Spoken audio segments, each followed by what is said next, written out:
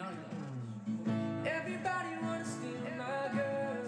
Everybody wanna take her away. Couple billion in the whole world.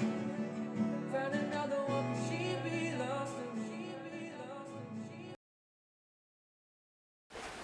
Yuda, if you are in a bad mood, do you prefer to be alone or be with someone to cheer you up? Yan ang naging tanong ko kay Donnie. Say niya dati pag bad mood ako, I prefer to be alone. But right now, I want to be with Belle.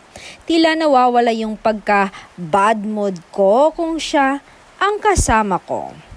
Napapakalma niya ako. Natatawa nga ako kay Jello at tinatawagan niya agad si Belle pag bad mood ako. Ewan ko pero iba yung epekto niya sa akin. Yung marinig ko lang yung boses niya, tila nasa switch na into good mood.